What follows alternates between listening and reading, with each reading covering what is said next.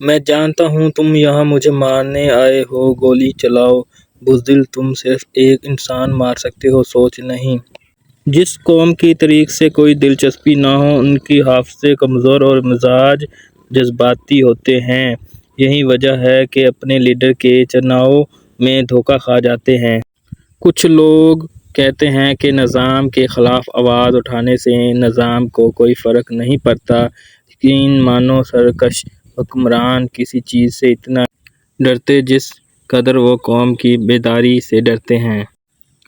انقلاب ہمیشہ نوجوان لاتے ہیں، لیکن جس معاشرے کے نوجوان چمچا گیری کی راہ پر چل پڑے وہاں انقلاب نہیں غلامی راج کرتی ہے۔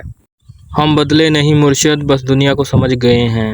میں تو خاموشی سے گزر جاؤں گا مگر شور برپا کرے گی خاموشی میری۔ نظریاتی انسان کبھی غدار نہیں ہوتے مگر دولت کے شوقین کبھی وفادار نہیں ہوتے۔ کامیابی زیادہ تر ان لوگوں کے پاس آتی ہے جن کے پاس اسے دیکھنے کا وقت بھی نہیں ہوتا۔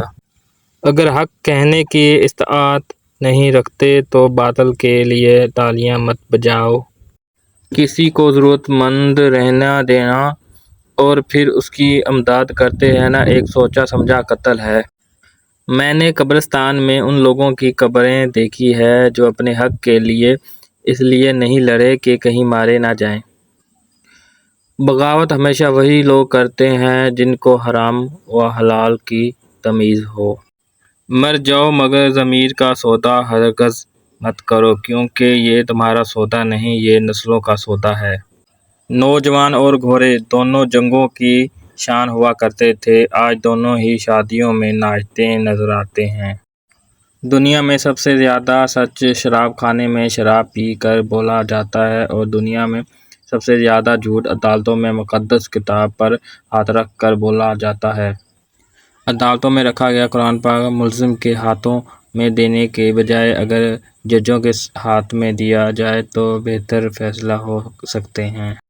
اگر تم غلط کو غلط نہیں کہہ سکتے تو تم غلامی کے اعلیٰ ترین درجے پر ہو، اور اگر تم غلط کو غلط نہیں سمجھتے تو جہالت کے اعلیٰ ترین درجے پر ہو۔